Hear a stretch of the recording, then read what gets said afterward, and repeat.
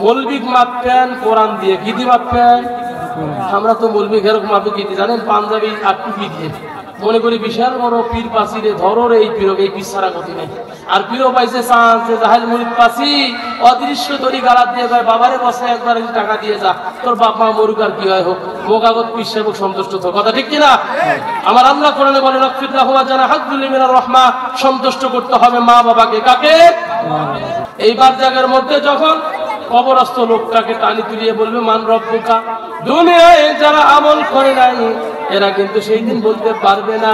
গায়ের জোর দুনিয়ায় চলবে, দুনিয়ায় মুখের জোর চলবে, মৃত্যুর পরে আমলের জোর ছাড়া গতি নাই। ঠিক কিনা বলুন?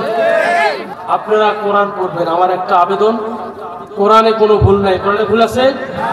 পৃথিবীতে প্রায় 300-রও বেশি দেশ, 500-রও বেশি ভাষা, প্রত্যেকটা দেশেই এই মাত্র একটি গ্রন্থ, তার নাম কি? কোরআনুল কারীম। এটার কোনো ডুপ্লিকেট? 2 নম্বরই গল্পের বই, জরিনার বই, ব্রিটিশদের তৈরি করা আইন 2 নম্বরে আছে না নাই? বিচারে বসলে দেখা যায় সত্যকে মিথ্যা বানিয়ে কিছু পয়সা ওখান থেকে ইনকামের ধান্দা করে বিচারকেরা। ঠিক কিনা বলুন? আর কোরআনের বিচারে কোনো ভুল? তাদের কোরআন পড়তে হবে। কোরআন যদি পড়ে, দরুদ ও সালাম বিশ্ব নেতা, মানবতার মুক্তির দিশারি, পাপিতাপি উম্মতের কান্ডারি, দো জাহানের বাদশাহ, সৈয়দুল মুরসালিন, খাতামুন নবিয়্যিন, রাহমাতুল লিল আলামিন, নবী মুহাম্মদুর রাসূলুল্লাহ সাল্লাল্লাহু আলাইহি ওয়াসাল্লাম। প্রিয় ভাইরা, বলুন তো সমস্ত ক্ষমতার মালিক কে? আবারও আওয়াজ দিয়ে বলুন, সমস্ত ক্ষমতার মালিক কে? আপনার আমার জীবনের মালিক কে? হায়াতের মালিক কে? মৌতের মালিক কে? যে মাহফিলের প্যান্ডেলের নিচে জমিনের উপরে বসে আমরা আল্লাহর প্রশংসা শুনছি, আলোচনা শুনছি, এই জমিনের মূল মালিক কে? তাহলে হায়াত দিলেন আল্লাহ, মৌত দিবেন তিনি, তারই কাছে ফিরে যেতে হবে। কথা ঠিক কিনা বলুন? কেউ ভাইরা, কাজেই এই বাংলার ভূখণ্ডে টেকনাফ থেকে তেতুলিয়া, রূপসা থেকে পাথুরিয়া, মুসলমানের দেশে কোন নাস্তিকের আইন মুসলমান মানবে না। কথা ঠিক কিনা বলুন? এই বাংলার ভূমি আগামী দিনের ভূমি, এটি মুসলমানের ভূমি। ঠিক কিনা বলুন? এই বাংলার ভূখণ্ডে কালিমার পতাকা উঠবে। কে কে চান তো হাত তুলে আল্লাহর দেখা। লিল্লাহে তাকবীর, নারায়ে তাকবীর। হাত নামান। জীবন দিয়েছেন কে? আল্লাহ। বিশ্বাস হয়? মৃত্যু দিবেন কে? যেতে হবে কার কাছে?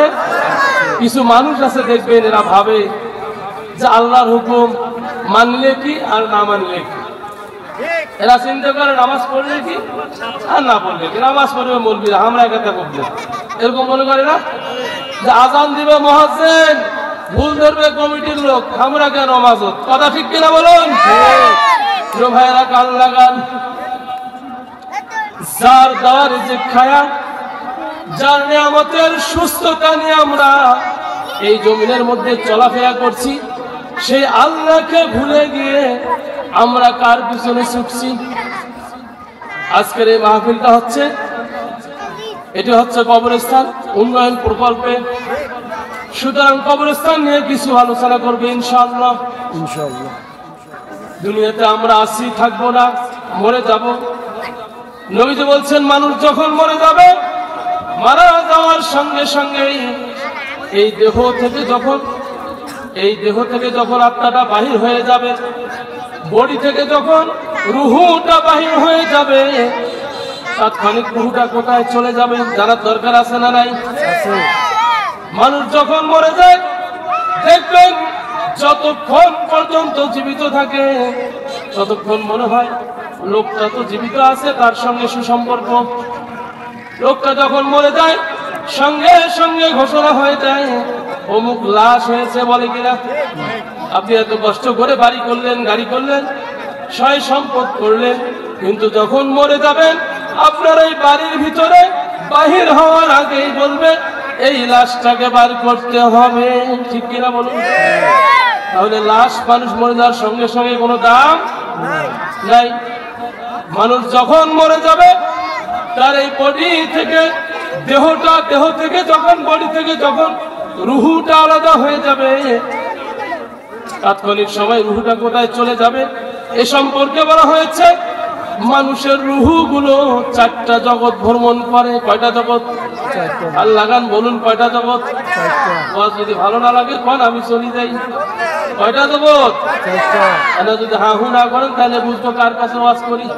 এই ওয়াজ করি লাভ কি বাড়ি ছুটি থাকায় লাভ, ঠিক কিনা বলে? সুতরাং আল্লাহ কোরআন নাযিল করে বললেন, ও দুনিয়ার মানুষ, পড়ো তোমার প্রভুর নামে। সূরা আলাকে বললেন পড়ো বিসমি রাব্বিকাল্লাযী খলাক। কার নামে পড়বো আমরা? কার নামে পড়বো? খলাকাল ইনসানা মিন আলাক, যিনি আমাদের সৃষ্টি করলেন তার নামেই তো পড়তে হবে, ঠিক কিনা? এবার আওয়াজ দিয়ে বলুন তো আপনার আমার জীবনের মালিক কে? হায়াতের মালিক কে? মৌতের মালিক কে? এই পৃথিবীর জমিনে খাস করে বাংলার ভূখণ্ডে আইন চলবে কার? মানুষ বোঝে না, কয় বলবি এখানে রাজনীতি কথা কয়। ও মিয়া রাজনীতির বোঝো কি? রাজাতিরাজ হলো একমাত্র আল্লাহ। সুবহানাল্লাহ বলুন। আল্লাহর নীতি পৃথিবীর জমিনে প্রতিষ্ঠিত হবে, এর নাম হলো রাজনীতি, কথা ঠিক কিনা? আর বাদ বাকি যা দেখতেছি ব্রিটিশদের তৈরি করাই, এর নাম হলো নোংরা নীতি, কথা ঠিক কিনা? আপনারা কি নোংরা নীতি করবেন না রাজনীতি করবেন? সুতরাং যারা বলে রাজনীতি করার নাই, এই লোকগুলো নোংরা নীতির সঙ্গে জড়িত, কথা ঠিক কিনা? আবু জাহেলের নোংরা নীতি ছিল। আবু জাহেল তৎকালীন সময় বলল মুহাম্মদের কাছে যে কোরআন নাজিল হয়, এই কোরআন মুহাম্মদ যখন মানুষের সামনে বলে তখন এটা বলতে দেওয়া যাবে না, কারণ কোরআনের নীতি আল্লাহর নীতি যদি মানুষ জানতে পারে এই লোকগুলো ভালো হয়ে যাবে, এদের দ্বারা অন্যায় হবে না, জুলুম হবে, নির্যাতন হবে না, নিপীড়ন হবে না, এদের দ্বারাই কাউকে কষ্ট কেউ পাবে না। সুতরাং আবু জাহেল চিন্তা করলো আল্লাহর দেওয়া নীতিকে বন্ধ করতে হবে। আমার আল্লাহ জানাইলেন যখন এরা সারা পরামর্শ করলো, এরা যখন গোপন বৈঠক করলো, সংসদ সদস্যরা যখন আইনটা পাশ করলো, এটি এসেছে কোরআনুল কারিমে সূরা হামিম সিজদা 24 নম্বর পারার 18 নম্বর পৃষ্ঠা 26 নম্বর আয়াতে আল্লাহ গোপন কথাগুলো জানিয়ে দিলেন।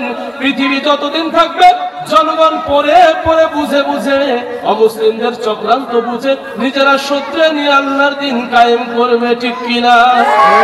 আমার আল্লাহ জানানো আল্লাযীনা কাফারু লা তাসমাউ লিহাযাল কুরআন, কাফেররা ষড়যন্ত্র করলো, গোপন পরামর্শ করে বলল লা তাসমাউ, শ্রবণ করিও না, লিহাযাল কুরআন, যে কোরআন মুহাম্মাদের উপরে নাযিল হয়েছে এটা শ্রবণ করা যাবে না। অলগাউ ফীহি লাআল্লাকুম তাগলিবুন, যখন কোরআন তেলাওয়াত করবে সেখানে গন্ডগোল সৃষ্টি করবে, হট্টগোল সৃষ্টি করবে, দাঙ্গা হাঙ্গামা সৃষ্টি করবে, যাতে করে জনগণ কোরআন না বোঝে। এর মূল কারণ কি? আবু জাহেল চেয়েছে তার নীতি প্রতিষ্ঠার জন্য, তিনি চেয়েছে সুদ, ঘুষ, জুয়া, ব্যভিচার, জিনা, এছাড়া অন্যের সম্পদ অবৈধভাবে দখল করা। আজও যারা ওই ক্যাটাগরির ভিতরে ভুক্ত আছে, অন্যের সম্পদ গায়ের জোরে ভক্ষণ করে, অন্যের মেয়েকে জেরা করে, যারা জুয়া খেলে, যারা নেশা করে, এই নোংরা কাজের সঙ্গে যারা জড়িত, তারা আবু জাহেলের মতো বলে রাষ্ট্র ক্ষমতায় কোরআন থাকতে পারে না, ঠিক কিনা? আমরা বলতে চাই বাংলার ভূখণ্ড, আমরা বাংলাদেশের জনগণ নদীতে ভাসি আসি নাই, ভারত থেকে চলে আসি নাই, আসমান থেকে ধারাস করি পড়ি নাই। এই দেশের সংসদ সদস্য 300 জন পার্লামেন্ট মেম্বার, এরা যদি আমরা আলেম ওলামাদেরকে, মুফতি মুহাদ্দিসদেরকে আমরা যদি ছেড়ে তাদেরকে দাঁড় করিয়ে পার্লামেন্টে ঢুকাইতে পারি, কোরআনের সুশাসনের কারণে এ দেশে আর কোন রকম বিশৃঙ্খলা হবে না, ঠিক কিনা বলুন?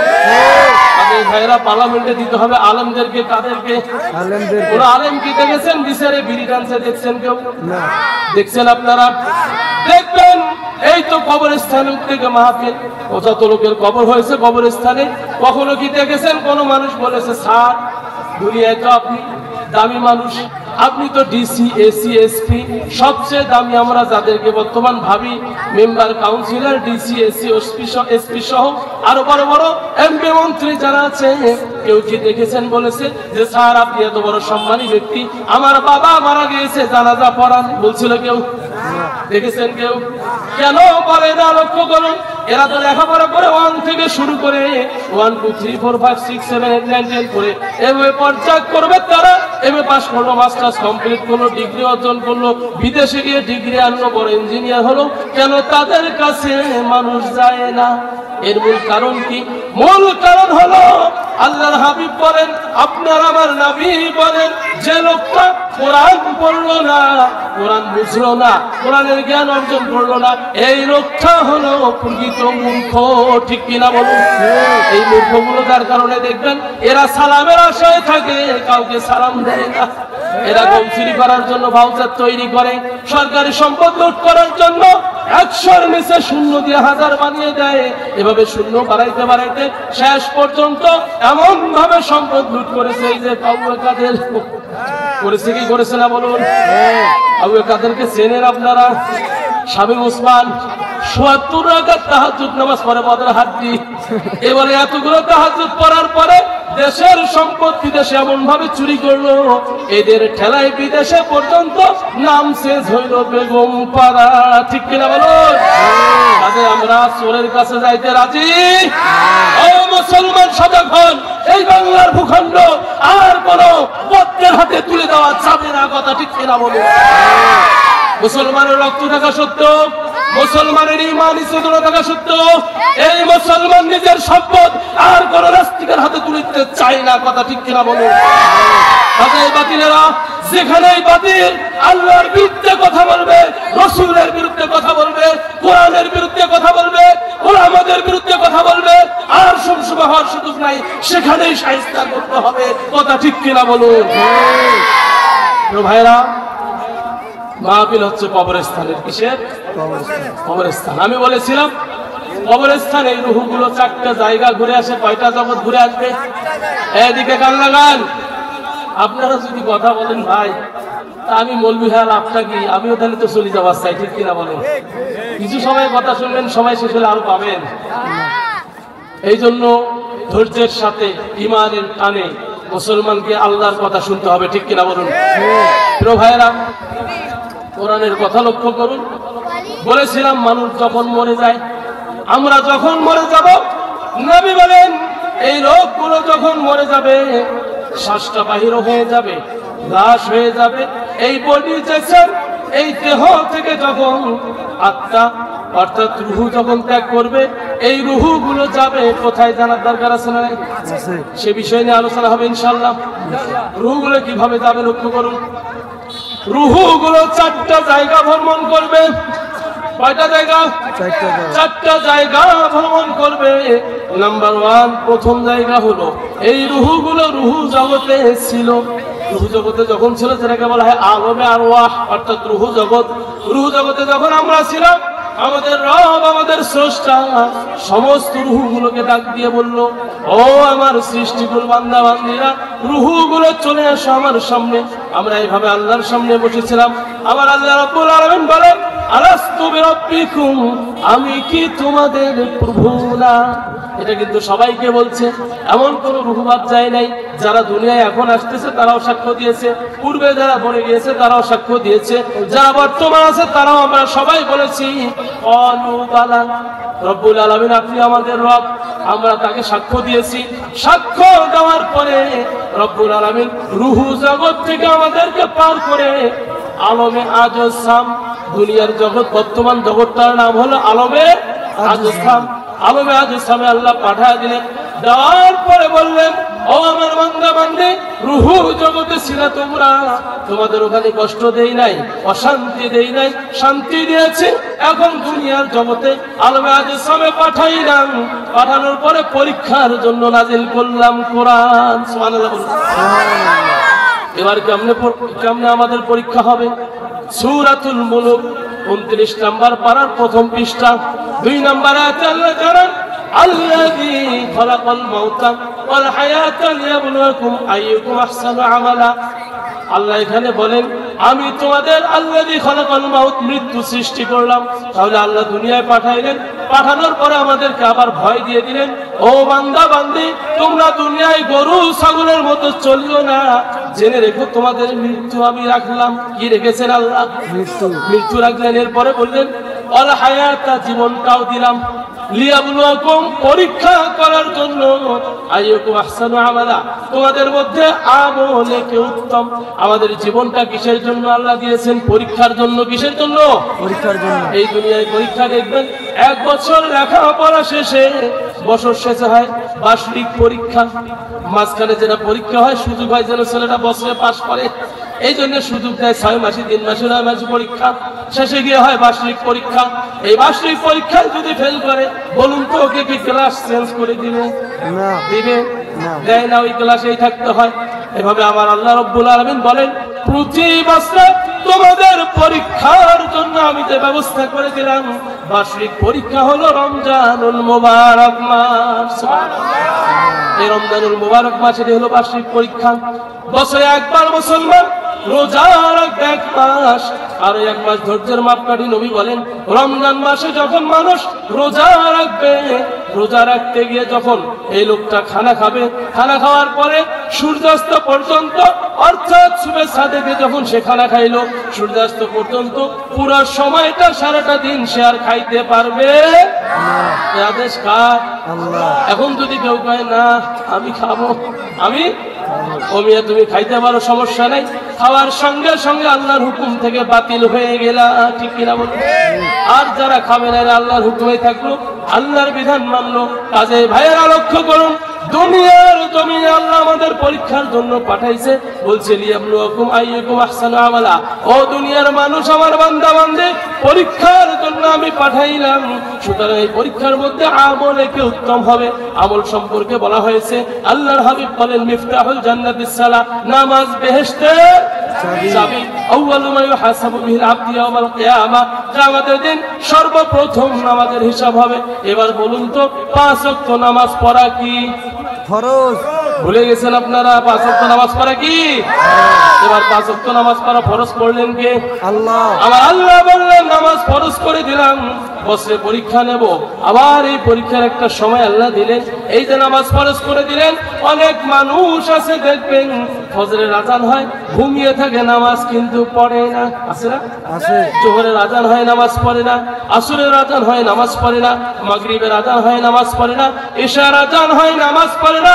এরা ভাবে নামাজ পড়লে কি আর না পড়লে কি, কেউ তো আমাকে বাধা করে না, কেউ তো আমাকে ডাঙাইতে আসে না, কেউ তো আমাকে মারতে আসে না, কেউ তো আমাকে বাড়ি ছাড়া করে না, সুতরাং নামাজ না পড়লেও কোনো অসুবিধা। মনোযোগ লাগান, গুরুত্বপূর্ণ কথা হচ্ছে। আল্লাহর হাবিব বলছেন আমার মন চায় ওই সমস্ত বাড়িগুলো আগুন দিয়ে জ্বালায় দেয় যে সমস্ত বাড়িতে বালেক পুরুষ আছে কিন্তু মসজিদে নামাজে আসে না। বলে কেন আমি আগুন লাগায় পুড়লাম না? এই জন্য পুড়লাম না, যদি ঢালাও ভাবে পুড়ি আমার উম্মতেরা এটা সুন্নাত মনে করে নেক্সট জেনারেশন যত আসবে সবার বাড়ি ঘর পুড়ে দেবে। এক শ্রেণীর আমার আবেগ প্রাণ উম্মত থাকবে, আল্লাহর প্রিয় বান্দা থাকবে, আমাদের বাড়িগুলো জ্বালিয়ে দিবে। ওই সময় হয়তো ছোট বাচ্চা থাকবে, তারাও পড়া যাবে। এই জন্য নবীজি ওই কাজটা করতে বলেন। তাই বলে কি বাঁচি গেছেন? না, বাঁচেন নাই। এরপরে দেখেন ঘটনা কি ঘটতেছে। বলতেছি 2টা জগৎ ঘুরে আসলাম, যেটা হলো আলমে আরওয়াহ রূহের জগৎ, এরপরে আলমে আজসাম দুনিয়ার জগৎ। দুনিয়ায় আমল করার পরে ভালো মন্দ যখন নামাজ পড়লাম না, আল্লাহর হুকুম মানলাম না, হালাল হারাম খাইলাম না, এবার শুরু হবে আলমে বারজাখ, কবরের জিন্দেগি। কিসের জিন্দেগি? কবরের জিন্দেগি যখন শুরু হয়ে যাবে। এই মাসটার নাম কি? রজব মাস। কি মাস? রজব মাস। এই মাসে রাসূল সাল্লাল্লাহু আলাইহি ওয়াসাল্লাম তিনি মিরাজ করেছেন। নবীজি বলেন আমি যখন মিরাজ করলাম, আল্লাহর সঙ্গে কথা বললাম, দুনিয়ার জমিনে চলে আসলাম। আসার পরে 5 ওয়াক্ত নামাজ যখন নিয়ে আসলাম, নবীজি যখন আসে আমার আল্লাহ বলেন আমার হাবিব যখন আমার কাছ থেকে বিদায় নিয়ে চলে যায়, আমার রাসূলের মনটা খারাপ দেখলাম, মনের মধ্যে দুঃখ দেখলাম, কল্পনা জল্পনা করতেছে। আমি ডাকতে বললাম ও আমার প্রিয় হাবিব, আপনি কেন কষ্ট নিচ্ছেন? কি হয়েছে আপনার? নবী বলেন রব্বুল আলামিন আমার মনে একটা আশা আছে। কি আছে? আশা। বলে আশা আছে। আল্লাহ বললেন কি আশা বলো তুমি? বলে রব্বুল আলামিন আমি তো আসমানে উঠায় আপনার সঙ্গে দেখা করলাম, আপনি আমাকে উঠায় নিলেন, দেখা করাইলেন। সূরা নাজমিতে 27 নম্বর পারার 5 নম্বর পৃষ্ঠার আল্লাহ রাব্বুল আলামিন জানান, ওয়ান-নাজমি ইযা হাওয়া মা দাল্লা সাহিবুকুম ওয়া মা গাওয়া। এই আয়াতে বলেন, ইন হুয়া ইল্লা ওয়াহয়ুহা। আমি আমার রাসূলকে এত কাছাকাছি নিলাম, তীর আর ধনুক টানলে যত কাছাকাছি হয় এর থেকে বেশি নিকটবর্তী আমার রাসূলকে আমি নিলাম। সুবহানাল্লাহ। কথা হলো এবার নবী চলে আসবে। নবীজির দুঃখ হলো, আমি তো আল্লাহকে দেখলাম, আমার গুনাহগার উম্মত আমার আল্লাহকে দেখলো না। এই জন্য নবী বললেন, রব্বুল আলামিন এটা আমার আশা, আমার উম্মত আপনারা দেখলো না। আমার আল্লাহ বলেন, ও আমার হাবিব, যখন আপনি সিজদায় পড়ে যাবেন তখন আমি আল্লাহ নিজে গিয়ে তাদের সঙ্গে দেখা করব। সুবহানাল্লাহ। ভাইরা, তাহলে নবীজি বলছেন নামাজি ব্যক্তির হাল হবে দুইটা। কয়টা হাল হবে? দুইটা হাল হবে। নাম্বার 1 হাল হলো, নামাজি যখন নামাজে দাঁড়াবে ভাববে আল্লাহ আমার সামনে আছে। এরকম যদি না ভাবনা আসে, মানতে হবে, ভাবতে হবে আমি আল্লাহর সামনে। এই হলো নামাজি লোকের হাল। এবার কবরে যখন যাবে নামাজ পড়বে না, তার বিপদ দেখেন। নবী বলেন, যখন আমি জিবরাইল সহ জাহান্নামের দিকে, জাহান্নাম দেখার জন্য ভ্রমণ করতেছি, এমন তো অবস্থায় জাহান্নামে কিছু মানুষের শাস্তি দেওয়া হচ্ছে। বলে কেমন শাস্তি দেওয়া হচ্ছে? ওই যে যারা রড মিস্ত্রির কাজ করেন, হ্যামার চেনেন, মোটা রডটা সোজা করে ডাঙে, ওটার নাম কি? হ্যামার। মোটা হাতুরটা এরকম 5 কেজি 10 কেজি সাইজের হাতুর। এটা তো গেল দুনিয়ার হাতুর, উদাহরণ দিচ্ছি। ওই দিন যে হ্যামার মাথায় চড়বে, নবী বলেন যারা নামাজ পড়ে নাই, বেনামাজি লোকগুলো আজানের সময় ঘুমিয়েছিল, গাল গল্প করেছে, চা খেয়েছে, কিচ্ছা কাহিনী করেছে, এরা হয়তো ভেবেছে আমাদেরকে কেউ ধরবে না, আজান দিবে মুয়াজ্জিন, নামাজ পড়াবে ইমাম, আর কিছু মুসল্লি আমরা করব দেওয়ানগিরি, এই ভাবনা যাচ্ছিল। তার অবস্থা দেখেন কি হচ্ছে। নবী বলছেন ওই সময় এদের মাথার মধ্যে আঘাত করা হচ্ছে, মাথাটা ভেঙে ফেটে চূর্ণ বিচূর্ণ হয়ে যাচ্ছে। আল্লাহর হাবিব বললেন, জিবরাইল কি দোষে এদের সাজা হচ্ছে যে এদের মাথার মধ্যে আঘাত করা হচ্ছে, মাথাটা ফেটে চৌচার হয়ে যাচ্ছে, চূর্ণ বিচূর্ণ হচ্ছে, আবারও মাথাটা ঠিক হয়ে যাচ্ছে। আল্লাহর হাবিবকে জিবরাইল জানালেন, নবীজি এদের এই দোষের কারণে হচ্ছে এরা দুনিয়ায় থাকাতে নামাজ পড়ে না। ও ভাইরা, লক্ষ্য করুন, যারা নামাজ পড়েন না, হয়তো বা ভাবতেছেন আমি নামাজ পড়ি না, কেউ তো ধরার নাই, আমি বাঁচি গেলাম। আপনি বাঁচলেন না, আপনার জন্য যেটা মায়ের বাজেট হয়ে গেল, এক ওয়াক্ত নামাজ পড়লেন না, 2,88,99,000 বছর জাহান্নাম কাটতে হবে। আর এক দিন হবে দুনিয়ার দিনের সমান, আখিরাতের একদিন দুনিয়ার 1000 বছর মারতে হবে হাওয়ার দিয়ে। একটা মাইলের ওজন হবে, একটা মাইলের সঙ্গে সঙ্গে মাথাটা ফেটে চৌচার হয়ে যাবে, চূর্ণ বিচূর্ণ হয়ে যাবে। এবার বলুন তো, যারা নামাজ পড়ে না তারা ক্ষতিগ্রস্ত কিনা? তারা যতই বুদ্ধিমান ভাবুক, কিন্তু তারা বিপদে আছে না নাই? আর যারা শীতের সময় ঠান্ডার সময় নামাজ পড়ে তাদের মঙ্গল আছে না নাই? নবীজি বলেন, আমি আবু যার গিফারি সহ সাহাবারা সরো নামাজে হাঁটতেছে, এমন তো অবস্থায় আল্লাহর হাবিব বললেন, ও আবু যার গিফারি, ওই যে গাছ একটা দেখা যায়, ওখান থেকে একটা পাগল একটা ডাল ভেঙে নিয়ে আসো। ডালটা যখন নিয়ে আসা হলো, আল্লাহর হাবিব বললেন, আবু যার গিফারি, তাকিয়ে দেখো তো ডালের মধ্যে কি কোনো পাতা আছে?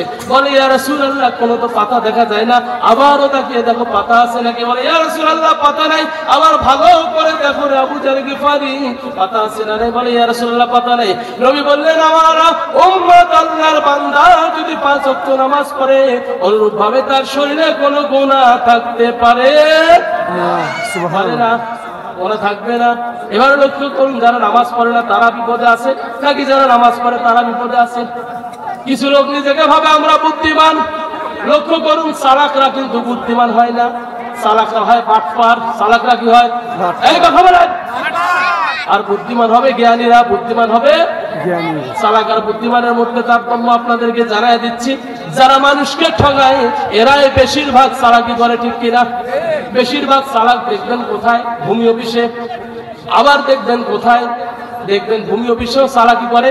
আবার দেখবেন ওই যে কোর্টের মধ্যে কিছু উকিল চালাকি করে, দোকানে কিছু মানুষ বাকি খায় চালাকি করে, কিছু মানুষ আছে মানুষকে ঠগায় চালাকি করে, অন্যের সম্পদ লেখে নিয়ে চালাকি করে। এরা তো চালাক না, এরা হলো বাটপার, ঠিক কিনা বলুন? তাহলে চালাক জ্ঞানীরা কারা? জ্ঞানীরা সব সময় চিন্তা করে, যদিও দেখা যায় পাগলের মতো, তারা জ্ঞান খাটিয়ে চিন্তা করে। আল্লাহ বলেন ইন কুনতুম তা'লামুন, যদি তোমরা বুঝতে আমার কিয়ামত সম্পর্কে, আখিরাত সম্পর্কে, জান্নাত সম্পর্কে, জাহান্নাম সম্পর্কে, তাহলে তোমাদের মাথায় আর চালাকি আসতো না।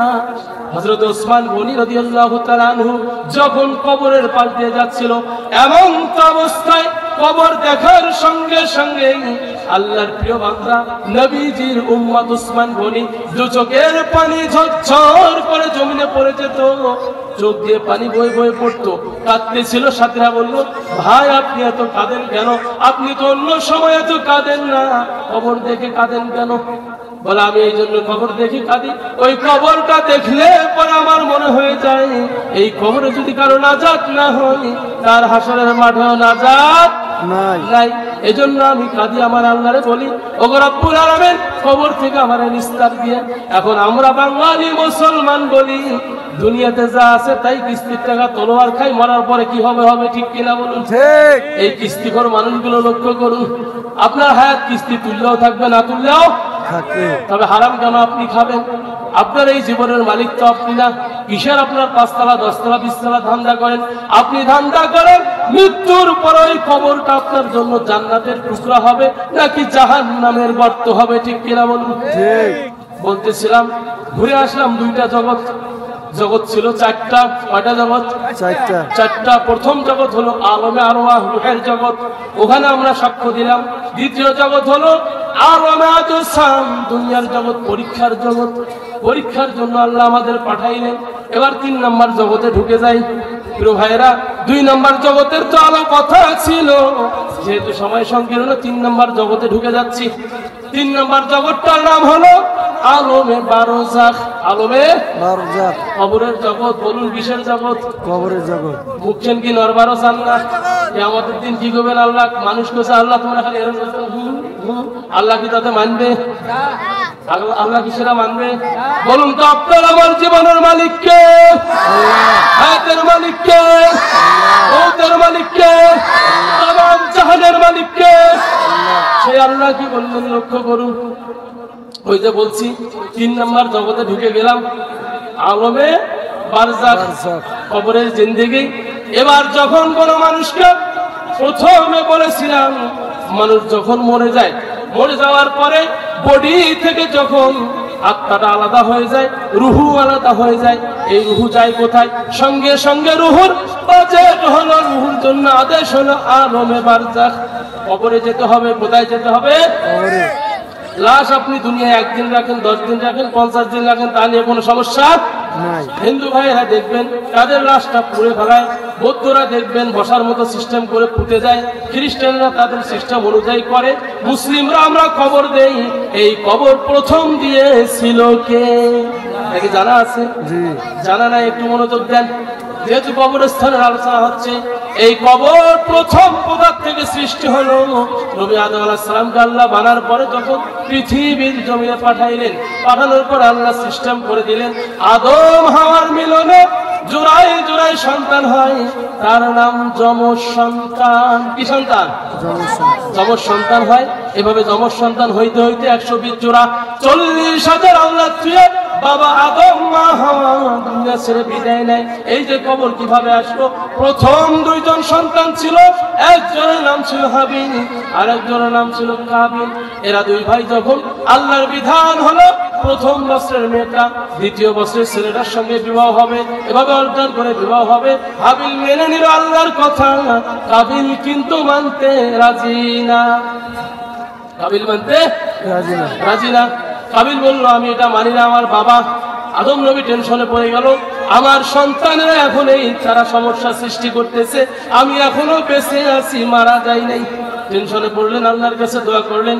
আল্লাহ বললেন, ও আমার হাবিব নবী আদম, আপনি 2 সন্তানকে আদেশ করুন, তারা কুরবানি দিবে। যারটা কবুল হবে সে ওই মেয়েটাকে পাবে, আর যারটা হবে না সে পাবে না।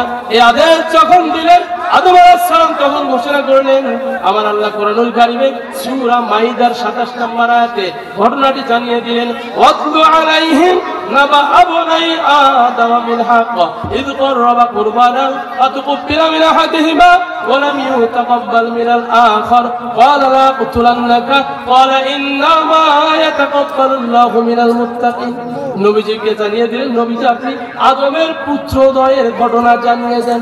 আদমের দুই সন্তান যখন কুরবানি দিল, একজন দিল দুম্বা দিলেন হাবিল। দুম্বা দিয়েছেন কে? এই কথা বলেন, কে দিয়েছে? আর কাবিল কৃপণতা বশত ঘুমের আটি দিছে। আজও দুনিয়ায় গরিব মানুষেরাই বেশি দান করে, ঠিক কিনা বলুন? কথা বলেন, ঠিক কিনা? বেশিরভাগ ধরিয়া কাবিলের মতন কৃপণ হয় কিনা কথা? এবার দেখবেন যখন দুজন এরকম দান করলেন, দুজন আল্লাহর জন্য যখন কোরবানি করলেন, আল্লাহ কাবিলেরটা কবুল করলেন, হাবিলেরটা কবুল করলেন। কাবিলেরটা কবুল হইল না। যখন হাবিলেরটা কবুল হইল, কাবিল তখন ওপেন ঘোষণা করে দিল, ও আমার বড় ভাই শুনে রাখো, আমি তোমাকে হত্যা করব, আমি তোমাকে। এই নিকৃষ্ট লোকগুলো যখন কোনোভাবেই কোরআনের কাছে দুর্বল হয়ে যায়, হাদিসের কাছে দুর্বল হয়ে যায়, তখন তারা বলে আমি তোমাকে দেখে নেব, ঠিক কিনা বলুন? আমেরিকায় ভয়াবহ দাবানলে পড়ছে। এই আমেরিকার প্রেসিডেন্ট করছিল কি? মুসলমানদেরকে দেখেছেন আপনারা? ফিলিস্তিনের মুসলমানদের বিরুদ্ধে হাজার হাজার lakh lakh crore crore billion million trillion এরকম পয়সা খরচ করেছে। গাজার মুসলমানদের বিরুদ্ধে পয়সা খরচ করেছে, তাদেরকে উৎখাত করার জন্য, ভূপৃষ্ঠ থেকে মুছে ফেলার জন্য মুসলমানদেরকে ষড়যন্ত্র করেছে। আমার আল্লাহ এমন দয়া করেছে, আজ তারা ভয়াবহ দাবানলে পুরুষে, ঠিক কিনা বলে?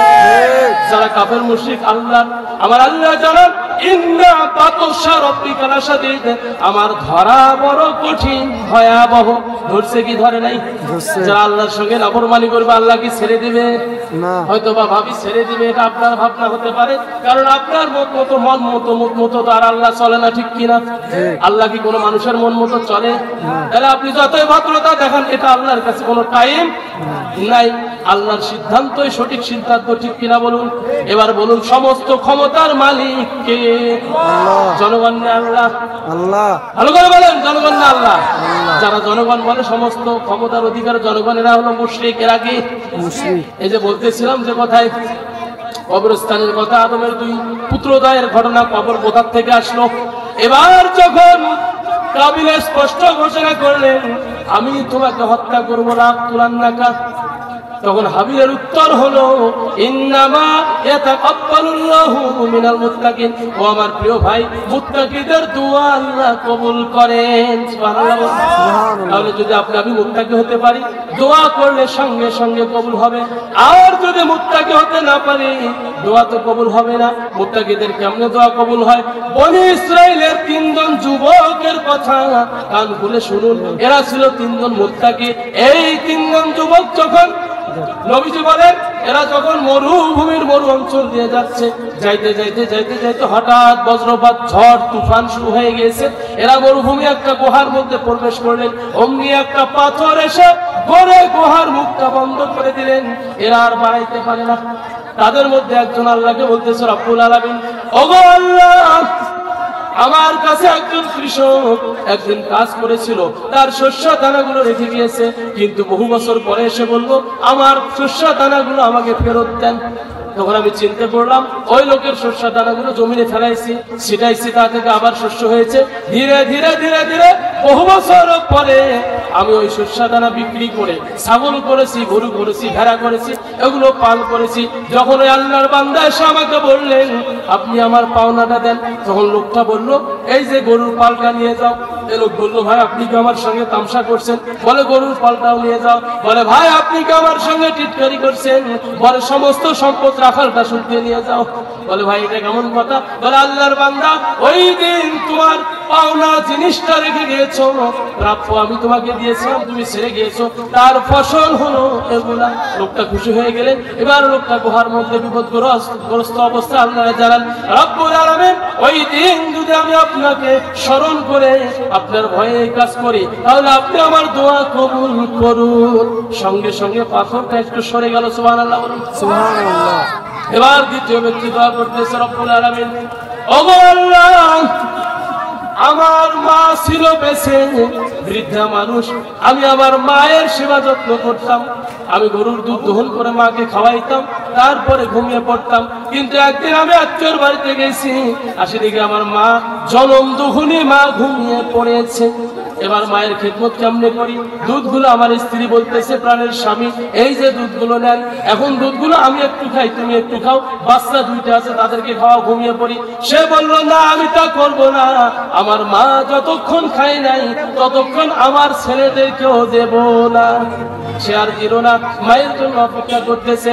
জনম দুহুনি মা যখন ঘুম ভেঙে গেল রাত্রিবেলায়, ছেলেটা দুধ নিয়ে বলতেছে, ও মা, আপনার জন্য দাঁড়িয়েছিলাম, আপনি কষ্ট পেয়েছেন, খেতে পারলেন না, দুধটুকু মুখের মধ্যে দেন। মা দুগুনি দুধের গ্লাস মুখে একটু ঢোক মারিয়ে বলতেছে, বাবা, আল্লাহ তোমাকে শান্তিতে রাখুন। এবার যখন এই কথা বললেন, এই লোকটা গুহার ভিতরে আটকানো অবস্থায় বলতেছে, রব্বুল আলামিন, ওই দিন যদি আমি আপনার সন্তুষ্টির জন্য এই আমল করে থাকি, আজ আপনি আমাকে হেফাজত করুন। আর একটু পাথরটা গুহার উপর থেকে সরে গেল। যখন গুহার উপর থেকে সরে গেল, এবার আরো একটু ফাঁকের দরকার, বাইর হওয়া যায় না। তৃতীয় ব্যক্তিটা বলতেছে, রব্বুল আলামিন, আমার একজন চাচাতো বোন ছিল, পরমা সুন্দরী, তিনি আমাকে প্রস্তাব দিয়েছে, ও আমার প্রিয় ভাই, তুমি যদি আমার দেহ চাও আমি দেহ দান করে দেব, তবে শর্ত হলো কিছু স্বর্ণ মুদ্রা আমাকে দিতে হবে। তখন আল্লাহর বান্দা স্বর্ণ মুদ্রার জন্য কঠোর পরিশ্রম করেছে, 3-4 মাস স্বর্ণ মুদ্রা কিছু উপার্জন করেছে। এবার মেয়েটাকে দৈহিক চাহিদা পূরণের জন্য, দেহ মিলনের জন্য ঘরের মধ্যে একাকী কেউ নাই, সমস্ত কাপড় গুলো খুলে মেয়েটা যখন শুয়ে পড়ছে, ছেলেটা যৌন মিলন করবে, এমন অবস্থায় আল্লাহর বান্দে বলতেছে, ও আল্লাহর বান্দা, আল্লাহকে ভয় করো। বলতেছে, রব্বুল আলামিন, সঙ্গে সঙ্গে ওখান থেকে উঠে আমি ইস্তেগফার পড়েছি, পয়সাগুলো এমনিই দিয়েছি। আল্লাহর ভয়, রব্বুল আলামিন, আপনার ভয়ে যদি ওই দিন এই কাজটা আমি করে থাকি, আমার দোয়া কবুল করুন। সঙ্গে সঙ্গে পাথরটা দূরে সরে যায়। সুবহানাল্লাহ। তারা বাঁচলো কি বাঁচলো না? বলেন, দোয়া কবুল হয়েছে কি হয় নাই? আর আপনি আমি সুদের জন্য বাঁচিনে, দোয়া কেমনে কবুল হবে? মুখে তো কই মুসলমান কবির এই মাথা সুদের টাকা ছাড়িনে, ঘুষ ছাড়িনে, জুয়া ছাড়িনে, ভদ্রলোক জেনাও ছাড়েন, এরকম কিছু নাস্তিক আছে না নাই? এই কথা বলেন, আছে না নাই? দোয়া কেমনে কবুল হবে? এবার কবরের মধ্যে দেখেন কি হচ্ছে, আলমে বারজাক, কবরের জগৎ। কিসের জগৎ? কবরের জগৎ। কবরের জগতে যখন লোকটা ঢুকে গেল, যাওয়ার পরে ওখানে আল্লাহ রাব্বুল আলামিনের ফেরেশতা ডাকিয়ে বলবে, মান রাব্বুকা ওমান দীনুকা ওমান নাবিয়্যুকা, ও আল্লাহর বান্দা, বলো তো তোমার রব কে ছিল? এবার বলুন, যারা দুনিয়ার মধ্যে আল্লাহর হুকুম পালন করে নাই, নামাজ পড়ে নাই, রোজা রাখে নাই, হালাল খায় নাই, হারামের জন্য অলটাইম চিন্তিত, ধনী হওয়ার জন্য ব্যস্ত, মানুষকে আপনি যতই কলা কৌশলে ঠকান না কেন, এগুলোর জানার মালিক কে? আল্লাহ। আমার আল্লাহ বলেন সূরাতুল আলে ইমরান, এখানে আল্লাহ সূরাতুল বাকারা 188 নম্বরে আল্লাহ বলেন, ওয়ালা তাকুলু আমওয়ালাকুম বাইনাকুম বিল বাতিল, অন্যায়ভাবে কারো সম্পদ খাবে কেউ না। এবার কবরে বলতেছে, মান রব্বুকা, লোকটি তো নামাজ পড়ে নাই, জবান বন্ধ হয়ে যাবে। রব্বি আল্লাহ এই কথা বলার সুযোগ, আপনি তাসবিহ যতই টেপেন, যতই আপনি আল্লাহ আল্লাহ মুখে বলেন, যদি আপনি নামাজটা না পড়েন, মিফতাহুল জান্নাতিস সালাত, আউয়ালু মা ইউহাসাবু বিহিল আবদু ইয়াউমাল কিয়ামাতিস সালাত, এই নামাজের আমলগুলো যদি ঠিক না থাকে, আপনাকে নবী জানিয়ে দিয়েছেন, ইন্না বাইনার রুজুলি ওয়া বাইনাশ শিদ্দি ওয়া বাইনাল কুফরি তারকাস সালাত, যে লোকটা নামাজ পড়ল না, নিঃসন্দেহে সে কাফের এবং মুশরিক হয়ে মৃত্যুবরণ করলো। নাউযুবিল্লাহ। আপনারা কি মুশরিক হইতে চান? এই কথা বলেন, চান? কাফের হইতে চান? যদি না চান, নামাজ কি ছাড়বেন? সপ্তাহে একদিন খালি পড়বেন, মাসে একবার পড়বেন, নাকি বছরে একবার পড়বেন? 5 ওয়াক্ত পড়বেন কি পড়বেন না? কে কে 5 ওয়াক্ত নামাজ পড়বেন? আমার আল্লাহর তো হাত তুলে দেখায়া দেন। লিল্লাহি তাকবীর, আল্লাহু আকবার, তাকবীর। হাত নামান। প্রিয় ভাইরা, কাজেই আল্লাহ ছাড়া কোনো গতি। দেখবেন মেডিকেলের মধ্যে, ক্লিনিকের মধ্যে 2টা মানুষ অসুস্থ একসাথেই ঢোকে, একজন লাশ হয়ে বেড়ায়, আরেকজন জীবিত হয়ে বেড়ায়। তখন জীবিত লোক চিন্তা করে, এই জীবনের মালিক হলো আল্লাহ। ডাক্তার যদি জীবনের মালিক হতো, 2টাই বাঁচত, একটা মরিল একটা বাঁচিল। তাহলে বুঝে গেল সমস্ত ক্ষমতার মালিক আল্লাহ, কিন্তু আমরা যেখানে চাল্লাইতে পারি না সেইখানে দেখো আল্লাহ বাঁচাও, আল্লাহ বাঁচাও। আজ যখন শরীর সুস্থ থাকে কিসের আল্লাহ, হাম তো হাম হা তুমি আবার কে আহা, এরকম মুশকিল জানোয়ার আছে না? না, এই কথা বলে আছে না? তো ভাইরা বলতেছিলাম 3 নম্বরত গেছিলাম, এগুলো তো ব্যাপক আলোচনা। তার আগে যে কথাটা বলতেছিলাম, 15 তারিখে গেলাম 32 ইঞ্চি বক্তা। কয় ইঞ্চি? 32 ইঞ্চি। আমি চিন্তা করলাম যে উনি যেহেতু প্রধান মেহমান, একটু দেখে আসে ঈশান নামাজের পরে আমার আলোচনা। তা দেখতে গেলাম রাত এই খেতার তরফ ঢুকছে, ওই না ছোট শাক যেমন খেতা দিয়ে গাড়ি দিলে যেমন দেখা যায় ওইরকম দেখা যাইতেছে, পুরোটাই ফাঁকা। নিচে আনা 32 ইঞ্চি তো বোঝে, 3 ফিটও না, তারও কম। তো আমার মনে হলো যে 3 ফিট নয়, তারও কম 32 ইঞ্চি একজন মানুষ, সে যদি কোরআনের তাফসীর করতে পারে, আপনারা তো তার থেকে বড় মাপের লম্বা মানুষ, লম্বা চৌড়া মানুষ, আপনারা কি কোরআন পড়তে রাজি আছেন না? কোরআন পড়তে হবে। প্রিয় ভাইরা, মনে করেন না আবার কোরআন না পড়লে নাজাত হবে। এই যে একটু আগে তো বলছি, ডাং রেডি হয়ে আছে কবরের, খালি কবরটা বাকি, ঠিক কিনা বলুন? এবার বলুন তো, আপনার আমার জীবনের মালিককে, হায়াতের মালিককে, মৌতের মালিককে, এবং জাহানের মালিককে, এই বাংলার ভূখণ্ডের মালিককে, না অন্য কেউ? হবে কাদের? স্বামী ওসমান? আর কেউ? কে মূল মালিককে? আমরা কাল বান্দা। কার বান্দা আমরা? আল্লাহর জমিনে আল্লাহর আইন প্রতিষ্ঠা হবে, ঠিক কিনা বলবো? আল্লাহ কবুল করুন। প্রিয় ভাইরা, এবার আসুন 4 নম্বরে। 3 নম্বরের জায়গায় ছেড়ে দিয়েছে আলমে বারজাখ। এই বারজাখের মধ্যে যখন কবরস্থ লোকটাকে টানি তুলিয়ে বলবে মান রব্বুকা, দুনিয়ায় যারা আমল করে নাই এরা কিন্তু সেই দিন বলতে পারবে না। গায়ের জোর দুনিয়ায় চলবে, দুনিয়ায় মুখের জোর চলবে, মৃত্যুর পরে আমলের জোর ছাড়া গতি নাই, ঠিক কিনা বলুন? এবার দুনিয়ায় দেখবেন, বিশেষ করে ইমাম মুয়াজ্জিন জানে কোন কেরামত কে কতটুকু মুখের জোরে চলে, কে গায়ের জোরে চলে, আর কে আমলের জোরে চলে, কথা ঠিক কিনা?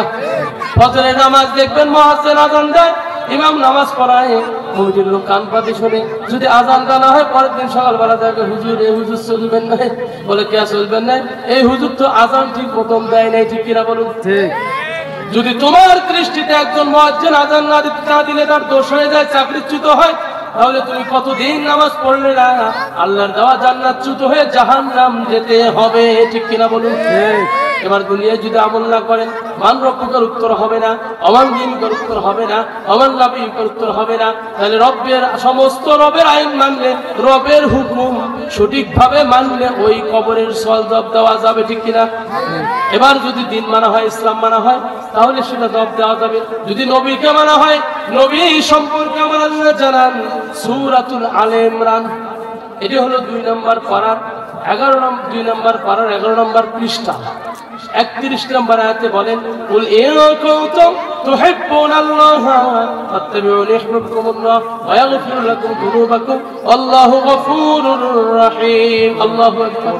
আল্লাহ বললেন, কুল ইন কুনতুম তুহিব্বুনাল্লাহ, যদি আল্লাহকে পেতে চাও, রাসূলকে ভালোবাসো, আর যদি রাসূলকে ভালোবাসা হয় তাহলে আল্লাহ তোমাদের গুনাহগুলো ওয়া ইয়াগফির লাকুম যুনুবাকুম, সমস্ত গুনাহ maaf করে দেবে।